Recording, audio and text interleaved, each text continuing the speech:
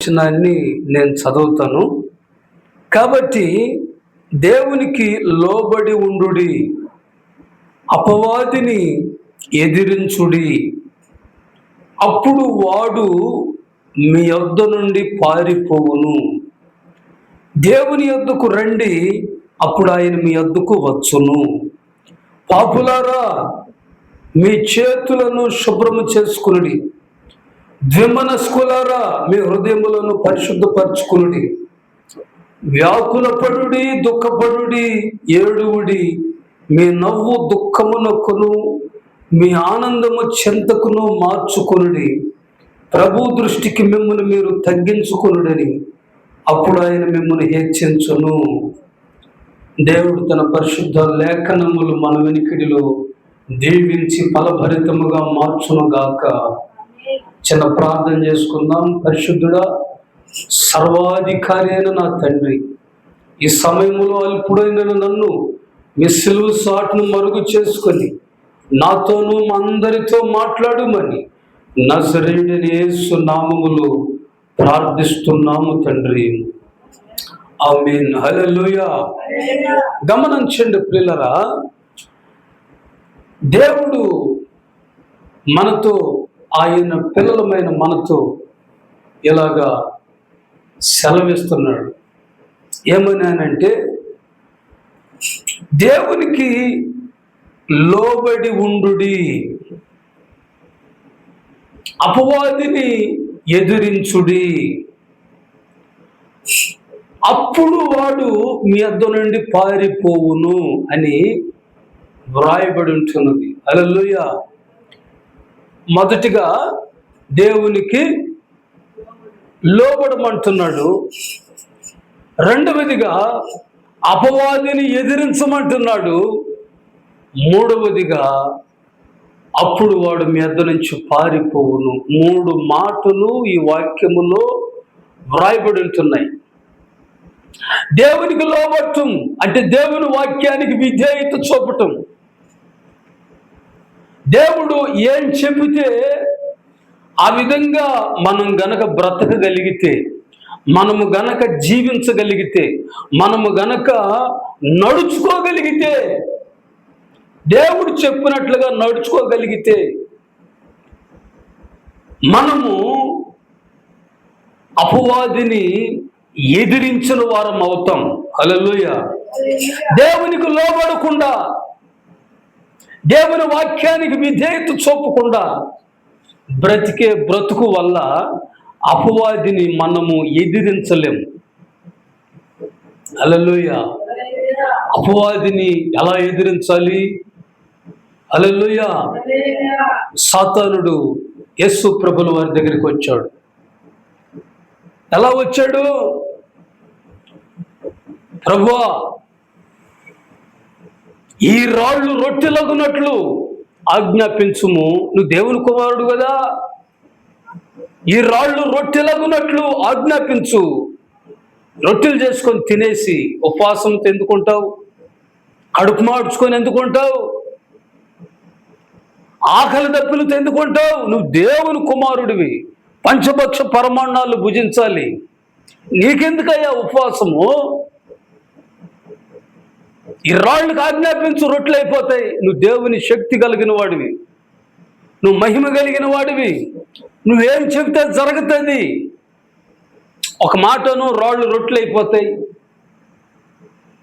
ప్రభు అంటాడు, వాడిని ఎదిరించాడు ప్రభు. అక్కడ సాతానుని మనిషి రొట్టె వలన మాత్రము కాదు, దేవుని నోట నుండి వచ్చి ప్రతి మాట వలన బ్రతుకును. అది ఎదిరించటం అంటే. హల్లెలూయా. వాడు తంత్రాలు ఉపయోగిస్తాడు మన దగ్గర. అవి వాడి తంత్రాలై. ఇదిగో ఎత్తైన శిఖరం మీద నుంచి దూకు. దేవదూతలు నిన్ను పట్టుకొని చిన్నగా దించుతారు. మనుషులందరూ చూస్తూ ఉండగా నువ్వు దూకేసేయి. అప్పుడు దేవుడు ఆయన దూతలు పంపించి నిన్ను కాపాడటం ప్రజలందరూ చూస్తారు. అందరు నిన్ను నమ్ముతారు అని అంటే నీ దేవుడైన యెహోవాను శోధింపవలదు. సాతానుని ఏం చేస్తున్నాడు ప్రభు అక్కడ? ఎదిరిస్తున్నాడు అపవాదిని వాక్యము చేత. వాక్యము ద్వారా అపవాదిని ఎదురిస్తున్నాడు యేసయ్య. వాడు చెప్పేదన్ని తంత్రాలు. హల్లెలూయా. ప్రియమైన వారలారా, 3 శోధనలు తీసుకొచ్చాడు యేసు ప్రభు దగ్గరికి అపవాది. ఆ 3 శోధనలను యేసయ్య ఎదిరించి నిలబడ్డాడు. శరీరాశ, నేత్రాశ, జీవపు డంబం, ఈ 3టిని వాడు ప్రయోగించినప్పుడు యేసయ్య ఎదిరించి నిలబడ్డాడు. అపవాదిని ఎదిరించాడు. హల్లెలూయా. మాత్రము కాదు, శాంసన్ ఫిలిస్తీన్లు ఎదిరించాడు. ఫిలిస్తీన్లు ఎదిరించాడంటే ఫిలిస్తీన్లో ఉన్న ఎవరిని ఎదిరించినాడు? ఫిలిస్తీన్లో ఉండి క్రియ చేస్తున్న సాతానుని శాంసన్ ఎదిరించాడు. దావీదు గొల్యాతుని ఎదిరించాడు. హల్లెలూయా. గొల్యాతును మాత్రమేనా? గొల్యాతులో ఉన్న అపవాదిని ఎదిరిస్తున్నాడు దావీదు. ఆ మనిషిలో, గొల్యాతు అనే మనిషిలో దుష్టుడు ఉన్నాడు, అపవాది ఉన్నాడు. సున్నతి లేని ఫిలిస్తీయుడు జీవం కలిగిన దేవుని సైన్యమును ఎదిరించుటకు ఏ పాటి వాడని యుద్ధ భూమిలో నిలబడ్డాడు. హల్లెలూయా. దుష్టుని ఎదిరించడానికి మీకు మనసుకి దేవుడు ప్రేరేపించే వాక్కు మీకు వచ్చినప్పుడు హల్లెలూయా అని 7 దాకా వస్తున్నాయి, చేతులు ఆపిపోకండి, కొట్టండి. దేవుడు ప్రేరేపించినప్పుడు కొట్టండి. కొట్టండి అని నేను చెప్తేనే కాదు మీరు కొట్టేది. హల్లెలూయా. ఈ చేతులు 7 దాకా వస్తున్నాయి, నేను కొట్టలేదని, నేను చెప్పలేదని మీరు ఆపేస్తున్నారు. దేవుడు ప్రేరేపించినప్పుడు ప్రభువుని ఘనపరచండి. హల్లెలూయా. హల్లెలూయా. దావీదు గొల్యాతుని ఎదిరించి ఒడిసెలలో ఒక ఒడిసెను తీసుకొని 5 ఒడిసెలు, అంటే ఒక 5 రాళ్ళు ఏరుకున్నాడు, నున్నటి రాళ్ళు. కాట్బాల్ ఆ రోజుల్లో అయినా ఒడిసెలు అనే పేరు ఉపయోగించాడు. మన దేశంలో మనం దాన్ని కాట్బాల్ అంటాం. రాయి పెట్టి కొడితే గొల్యాతు నుదుటి మీద గుచ్చుకుందంట ఆ రాయి. ఒకే ఒక రాయి, ఇంకో నో మోర్ స్టోన్, ఇంకొక రాయి ఉపయోగించలా. ఓన్లీ 1 స్టోన్ గురు పెట్టి కొట్టాడు. ఏమండి? ఒక్క దెబ్బతో పడిపోయాడు గొల్యాతు. హల్లెలూయా. గొల్యాతు నుదుటి మీద కొడితే వెనక్కి పడాలా, గొల్యాతు ఎట్టబడాలా? ముందు నుంచి ఆడు కొడితే గొల్యాతు ఇటు వెనక్కి పడిపోవాలా. కానీ గొల్యాతు బోర్ల పడ్డాడు. హల్లెలూయా. అంటే గొల్యాతుని 6 మూరల జానుడు ఎత్తుగలిగిన గొల్యాతుని వెనక నుంచి దేవుడు కొట్టాడు. హల్లెలూయా. దావీదు కొట్టింది చిన్న దెబ్బే, కానీ దేవుని సైన్యముని ఎదిరించుటకు ఈ సున్నతి లేని ఫిలిస్తీయుడు ఏ పాటి వాడు దేవునికి లోబడి ఉంటే గొల్యాతుని నీకు లోబడేటట్టు దేవుడు చేస్తాడనే ఆ వాక్యాన్ని దావీదు హృదయంలో బలంగా నమ్మాడు దావీదు. అవిశ్వాసముతో కూడినటువంటి ఆ కార్యాన్ని విశ్వాసముగా ఆ రాయిని విసిరినప్పుడు, ఆ రాయి గొల్యాతు నొసటన తగిలినప్పుడు గొల్యాతు ముందుకు పడ్డాడు.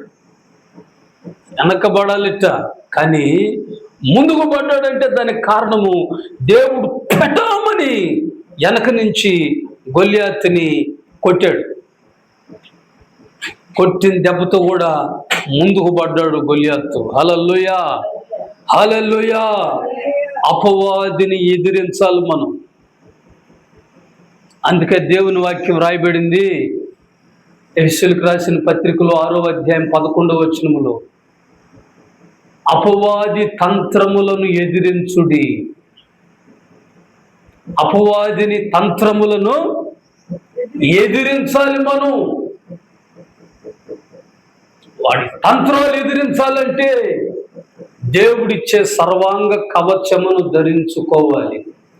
దేవుడిచ్చే సర్వాంగ కవచాన్ని ధరించుకున్నప్పుడు మనం పోరాడేది మనుషులతో కాదు, ప్రస్తుత అంధకార సంబంధులకు, లోకనాథులతోనూ, దురాత్మ సమూహములతోనూ, వాయుమండల శక్తులతో మనం పోరాడుచున్నామని వాక్యము సెలవిస్తుంది. హల్లెలూయా, హల్లెలూయా.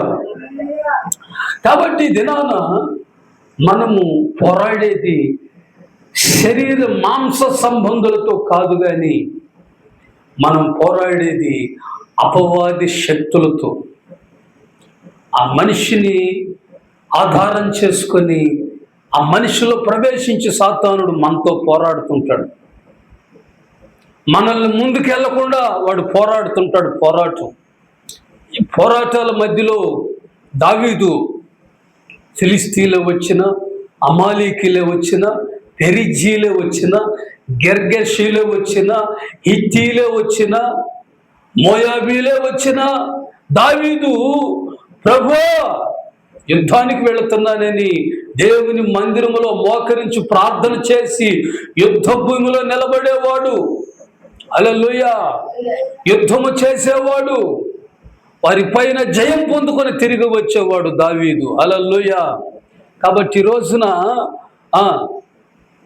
మనం పోరాడాలి అపవాదితో. వాడి తంత్రాలు ఏమిటంటే, ఇంకా చెప్పాలంటే తంత్రాలు ఎలాగుంటాయంటే, అవ్వ పండు తినేసింది కదా, నువ్వు కూడా తిను పండు, నువ్వేం తక్కువ తీసిపోయినావా? అవ్వ పండు తిన్నది కదా నువ్వు లేనప్పుడు, నువ్వు కూడా తిను అని తంత్రం వేస్తాడు. తంత్రం. మనోడేమనుకున్నాడంటే, నిజమే కదా అవ్వ తినేసింది, మనమేం తక్కువ, అవ్వ కంటే మనమేం తీసిపోయినామా అని ఆదాం కూడా తిన్నాడు పండు.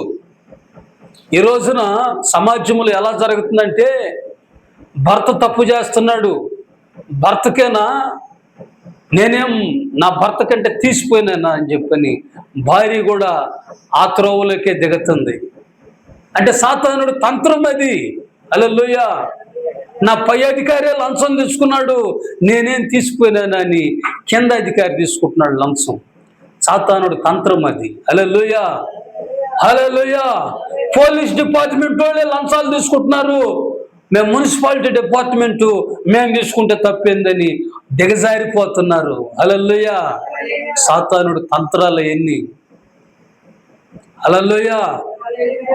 తల్లే ఏమండి, తల్లి ఆవే చేలో మేస్తే నేను పిల్లావుని గెట్టినందుకు మేయాలని సాతానుడు తంత్రము పిల్లావును కూడా చేలోకి దించింది. సాతానుడు తంత్రం అది. అంటే ఒకరిని చూసి ఒకరు వాళ్ళు తప్పు చేశారు కదా, నేను చేస్తే తప్పేంది అని చెప్పని సాతానుడు తంత్రం అది. హల్లెలూయా. వాడి తంత్రాలు అలాగుంటాయి. అబ్బో ఏలి కుమారులు తప్పు చేశారు, సంఘానికి వచ్చిపోయే వాళ్ళతో అని ఎంతమంది చెడిపోయారు ఆ దినాల్లో సాతానుడు తంత్రం వల్ల. హల్లెలూయా. దేవుడు అంటాడు, ఆ తంత్రాలను ఎదిరించి నిలబడాలి.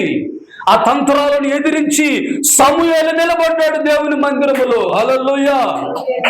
సాతానుడు తంత్రాన్ని ఎదిరించి, ఏలి కుమారులు తప్పు చేసేది తెలిసినా సాతానుడు తంత్రాన్ని ఎదిరించి నిలబడ్డాడు కనుకనే సమూయేలు ప్రవక్త అయ్యాడు. ఏలి బిడ్డలు యుద్ధ భూమిలో చనిపోయారు. యుద్ధ భూమిలో చనిపోయారు. ఏలి అదే రోజున చనిపోయాడు. హల్లెలూయా. హోప్ని ఫినెహాస్ అనబడినటువంటి ఏలి ఇద్దరు కుమారులు చేసిన పాపానికి ప్రాయశ్చిత్తార్థముగా దేవుడు శత్రువులైన ఫిలిస్తీన్లకి వీళ్ళని అప్పగించాడు. హల్లెలూయా. మందసం పట్టబడింది, ఫిలిస్తీన్లు సర్దారులు ఎత్తుకోబోయారు. మనోళ్ళు ఏమంటారంటే, మందసం మనతో ఉంటే మనకు జయమే అనుకుంటారు. మందసం నీతో ఉంటే దేవుడు జయమేడు. దేవుని చెప్పిన వాక్యానికి లోబడితే నీకు జయమిస్తాడు దేవుడు. నీకు లోబడేటట్టు సమస్తాన్ని నీకు లోపరుస్తాడు దేవుడు. హల్లెలూయా. దేవుడు ఏం చెప్తే అది చేయాలి. ఎలీషా ప్రవక్తని ఇదిగో కేరీతు వాగు దగ్గర ఉండు అన్నాడు దేవుడు. ఎక్కడ ఉండమన్నాడు? రాజుల మొదటి గ్రంథం 17వ అధ్యాయము మొదటి 2, 3, 4 వచనాలు చదివితే అక్కడ ఎలీషా ప్రవక్తని కేరీతు వాగు దగ్గర ఉండమన్నాడు. కరువు కాలములో అక్కడుండు అన్నాడు. నేను కాకోలములకు ఆజ్ఞాపించి తిని అవి నీకు రొట్టెలను మాంసమును తీసుకొచ్చి పెడతాయి అన్నాడు. అక్కడ బహువచనం వాడబడింది. ఎక్కడ? కాకోలములు అని రాయబడి ఉంది అక్కడ. అంటే ఎన్నుకాకులు వాటి నోరు కట్టుకొని ఎక్కడెక్కడ పెరుకొచ్చి ఎలీషా ప్రవక్తకి పెట్టేవి. హల్లెలూయా. ఉదయాన్నే కొన్ని కాకులు నోటితో మాంసపు ముక్కలు ఎత్తుకొస్తాయి ఏలియా ప్రవక్తకి దేవుడు చెప్పిన దగ్గర ఉన్నాడు అంతే. అయ్యా కేరీతు వాగు దగ్గర ప్రభువా చెట్ట మెదర్లరు పలకరిచ్చే దిక్కుండదు, ఊర్లో ఉంటానయ్యా అంటే దేవుడేం కాదంటాడా? హల్లెలూయా. లోతు ఇదిగో ఈ సొదొమ గొమొర్రా పట్టణాన్ని నేను కాల్చివేయబోతున్నాను, ఈ పట్టణాన్ని ఈ మైదానాన్ని విడిచిపెట్టి అదిగో కనబడే ఆ పర్వతం మీదకి వెళ్ళిపో, నువ్వు బ్రతుకుతావని దేవుడు చెప్తే లోతు దేవునితో మనవి చేసుకున్నాడంట. దేవుడు ఆయన కటాక్షం చూపి కనికర పడ్డాడంట. లోతు పైన దేవుడు కనికరపడి అదిగో ఈ చిన్న గ్రామములో ఈ చిన్న ఊర్లో నేను తలదాచుకుంటానయ్యా, అంత దూరం పరిగెత్తలేను అంటే సరే అన్నాడు దేవుడు. సరే అన్నాడు. సరే నీ మాట ప్రకారం నువ్వు ఆ ఊర్లోకి వెళ్ళి బ్రతుకుతున్నావు. నీవు నీ కుమార్తెలిద్దరూ ఏమన్నా గుట్టుగా ఉన్నారా? దేవుడు చెప్పిన ఆ పర్వతం మీదకు పోతే ఈ లోతుకి ఎప్పుడు కూడా సొదొమ గొమొర్రా పట్టణాల వైపు చూసినప్పుడు అంట అబ్రహామును విడిచిపెట్టి లోతు ఆస్తిపాస్తులన్నీ గొర్రె మేకలు మందలు పశువుల కాపురులు అందరూ విడిపోయే సమయంలో ఇటు చూశాడంట లోతు. సొదొమ గొమొర్రా పట్టణము ఏదేను తోటవలే కనపడిందంట ఆయనకి. ఇటు వెళతాను తండ్రి గారు అని చెప్పని తన తండ్రి అయిన అబ్రహాము దగ్గర సెలవు తీసుకొని వెళ్ళిపోయాడు. సొదొమ గొమొర్రా పట్టణానికి వెళ్ళిపోయాడు. దేవుడు ఏం చెప్తున్నాడు? ఆ పర్వతం మీదకి వెళ్ళిపో. అయ్యా ఆ పర్వతం మీదకు పోతే ఉప్పు పప్పు చింతపండు ఏమి దొరకవు, ఊరు కదది. కోడి మాంసం కూడా దొరకదు. ఆ పర్వతం మీద ఒక్కడిని 2 బిడ్డలను పెట్టుకొని ఆడు ఎట్లుండేదయ్యా అన్నట్లుగా దేవుడికి మొరపెట్టాడు. సరే ఇక్కడ ఉప్పు పప్పు చింతపండు రసం పెట్టుకుని వాటికి చికెన్ ఏం పొడి చేసుకుని వాటికి అన్ని ఊర్లో వసతులు ఉన్నాయని ఏడుంటాను అన్నాడు లోతు. ఊర్లో ఉంటున్నాడు. దేవుడు చెప్పిన సపరేట్ అనుభవంలోకి రావటంలా, దేవుడు చెప్పిన ప్రత్యేకించబడిన జీవితంలోనికి లోతు ఒప్పుకోలా, దేవునికి లోబడలా. దేవుని మాట చొప్పున ఆ పర్వతం మీదకి వెళ్ళిపోతే తన 2 బిడ్డలు లోతుకి సారాయి దాగిపిచ్చి తండ్రితోనే వ్యభిచారం చేసిన దౌర్భాగ్యమైన కుటుంబంగా కుటుంబం మారిపోయింది దేవునికి లోబడినందువల్ల. ఈ ఊర్లోనే ఉంటానయ్యా. హల్లెలూయా. దేవుడు చెప్పాడు ఈ ఊర్లో నీకు తగదు, ఈ ఊరు మంచిది కాదు, ఆ పర్వతం మీద నన్ను ఆరాధించు అన్నాడు దేవుడు. అక్కడ నివసించు. హల్లెలూయా. హల్లెలూయా. ఎలీషా ప్రవక్త పర్వతం మీద ఉన్నాడు. 50 మంది సైనికులు పట్టుకొని బంధించి తీసుకోబడినట్టుకు వచ్చారు. అరే, నన్ను పట్టుకొని తీసుకుపోవడానికి వచ్చారా? గెహజీ అంటాడు, అయ్యా, రథాలు గుర్రాలు చేసే మనల్ని పట్టుకోబోవడానికి వణికిపోతున్నాడు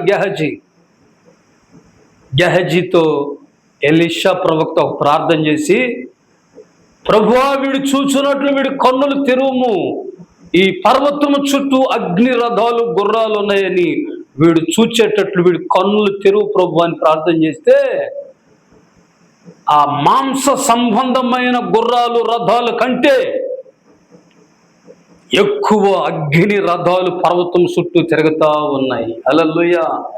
ఇప్పుడు లోతు దేవుడు చెప్పినట్లుగా ఆ పర్వతం మీదకే గనక వెళ్ళుంటే, దేవుడు ఏలియా ప్రవక్తని పోషించినట్లుగా ఎక్కడి నుంచి తీసుకొచ్చి పెడతాడు ఆహారం? హల్లెలూయా. దేవుని మాటకు లోబడితే, హల్లెలూయా, దూరమైన, భారమైన, కష్టమైన, నష్టమైన దేవుడు ఎక్కడ ఉండమంటే అక్కడ ఉండాలి. మనం కేరీతు వాగు దగ్గర ఉండమంటాడా? అక్కడుండు, నీకు మంచిది. హల్లెలూయా, హల్లెలూయా. ఏమొచ్చినా ఆయన చూసుకుంటాడు.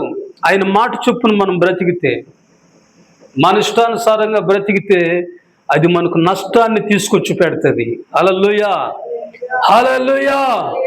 కాబట్టి మన జీవితాల్లో మనము దేవునికి లోబడే వారముగా ఉండాలి. దేవునికి లోబడే వారముగా ఉండాలి.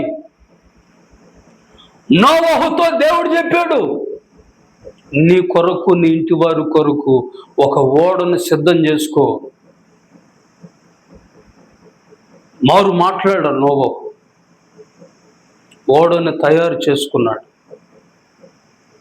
మనుషులు నోవహు మాటలా, నీ దగ్గరికి జతలు జతలుగా పక్షులు, పశువులు, సింహాలు, పులులు అన్నీ వస్తాయి, ఓడలోకి తీసుకో, వాటికి నీకు ఆహారం సిద్ధపరచుకో, 40 రాత్రింబగళ్ళు ప్రచండమైన వర్షాన్ని నేను కురిపించబోతున్నాను అని దేవుడు చెప్తే, కొంతమంది దేవుని మాట లక్ష్య పెట్టలా. నోవహు, కొంతమంది కాదు, అక్కడ నోవహు కుటుంబం తప్ప ఇంకెవరు లక్ష్య పెట్టలా. పక్షులు, భూజంతువులు, ఆకాశ పక్షులు తప్ప ఇక ఎవ్వరు కూడా లక్ష్య పెట్టలా. హల్లెలూయా, హల్లెలూయా, హల్లెలూయా. నోవహు దేవుడు చెప్పినట్లుగానే దేవుని మాట విన్నప్పుడు, హల్లెలూయా,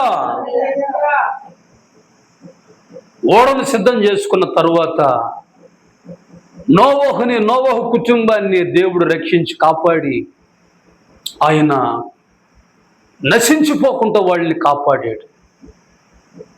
అరారాతు కొండపైన ఆ ఓడ ఆగింది. వర్షము, జలములు అన్ని తగ్గిన తర్వాత వాళ్ళ ద్వారా భూమి మీద మనుషులు విస్తరించారు. మనుషులు మరలా పుట్టడం ప్రారంభించారు. పాపం చేసే, దేవుని మాట విననటువంటి వారందరూ తుడిచిపెట్టబడ్డారు. హల్లెలూయా. జల ప్రళయంలో చనిపోయారు వాళ్ళందరూ. హల్లెలూయా, హల్లెలూయా. ఇజ్రాయేలులో దూడ బొమ్మ చేసుకొని తినుటకు, త్రాగుటకు, ఆడుటకు లేచెను అని రాయబడింది. దూడ బొమ్మ దగ్గర తిరణాలు కావాల్సి వచ్చింది. దేవుడు ఏం చెప్పాడు? దేవుడు ఆత్మ గనుక ఆయనను ఆరాధించువారు ఆత్మతో సత్యముతో ఆరాధించాలి. ఇశ్రాయేలుల సర్వ సమాజమా, మీరు దూడ బొమ్మను చేసుకొని కదా ఆరాధించాల్సింది. జీవాధిపతి అయిన నన్ను మీరు ఆరాధించాలి. ఎలా ఆరాధించాలి? ఆత్మతో సత్యముతో నన్ను ఆరాధించాలి. హల్లెలూయా, హల్లెలూయా. దేవుని మాట వినక పాపము చేసిన ప్రతి ఒక్కరూ తాపకరమైన సర్పాలు కరిచి పాముల ద్వారా చంపబడ్డారు అరణ్యములో. ఎందుకంటే దేవుని మాట వాళ్ళు వినల. హల్లెలూయా, హల్లెలూయా. ఆ వ్యభిచరించే వారందరినీ దేవుడు పాములకు అప్పగించాడు, చెగులకు అప్పగించాడు. హల్లెలూయా. అరణ్యములో ఆకులు రాలిపోయినట్టు రాలిపోయారు ఇశ్రాయేలీయులు. దేవుని మాటకు లోబడి దేవుని మాట ప్రకారం బ్రతికిన వాళ్ళనే వాగ్దాన భూమికి నడిపించాడు దేవుడు. హల్లెలూయా. ఆదికాండం 12వ అధ్యాయంలో అబ్రహాముతో దేవుడు ఒక మాట అంటున్నాడు, నీవు నీ దేశము నుండి, నీ ఇంటి వద్ద నుండి, నీ తల్లిదండ్రులందరిని విడిచిపెట్టి నేను నీకు చూపించే దేశానికి వెళ్ళు, అక్కడ నిన్ను గొప్ప జనముగా చేస్తానంటే దేవుని మాటకు లోబడి అబ్రహాము కానాను దేశానికి ప్రవేశించాడు. అక్కడ దేవుడు అంటాడు, ఈ దేశాన్ని నేను నీకు, నీ సంతతికి నేను ఇస్తానంటున్నాడు. హల్లెలూయా, హల్లెలూయా, హల్లెలూయా. తల్లిదండ్రుల్ని, ఉన్న ఊరిని అన్నిటిని విడిచిపెట్టి కానాను దేశానికి ప్రయాణమై వెళ్ళిపోమన్నాడు దేవుడు. ఈ ఊర్లో నీకు తగదు, ఈ ఊరు నీకు మంచిది కాదు, మరి ఎక్కడ ఉండాలి ప్రభువా? నేను చూపించే దేశంలో నువ్వు నివసించాలి, అక్కడ నిన్ను గొప్ప జనముగా చేస్తాను. హల్లెలూయా. నిన్ను అనేక జనములకు ఆశీర్వాదకరముగా చేస్తానన్నాడు అబ్రహాముతో దేవుడు. హల్లెలూయా. ఆదికాండం 12వ అధ్యాయం. నిన్ను గొప్ప జనముగా చేసి నిన్ను ఆశీర్వదించి నీ నామమును గొప్ప చేసేదను, నీవు ఆశీర్వాదకరముగా ఉండువు, నిన్ను ఆశీర్వదించు వారిని నేను ఆశీర్వదించేదను, నిన్ను దూషించు వారిని నేను శపించేదను, భూమి యొక్క సమస్త వంశములు నీ యందు ఆశీర్వదించబడును. హల్లెలూయా, హల్లెలూయా. అబ్రహాము లేచాడు, ఇక ఒక మాటతో లేచాడు. హల్లెలూయా, హల్లెలూయా. ఏలియా ప్రవక్త బదిరి వృక్షం కింద పనుకున్నాడు. ఏలియా లేచి, నీ శక్తికి మించిన ప్రయాణం నీ కొరకు సిద్ధం చేసి ఉన్నాను, వెళ్ళి ఎలీషా ప్రవక్తను అభిషేకించు అంటాడు.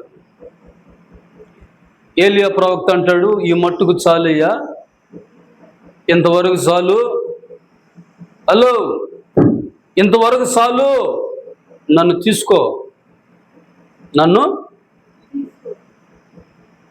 బదిరి వృక్షం కింద పోనుకొని ప్రార్థన చేస్తున్నాను, నన్ను చంపేయి, ఆ యెజెబెల్ చేతులు చచ్చేదానికంటే నువ్వు ముందుగా తీసేసుకో అని నేను ప్రార్థన చేస్తున్నాడు.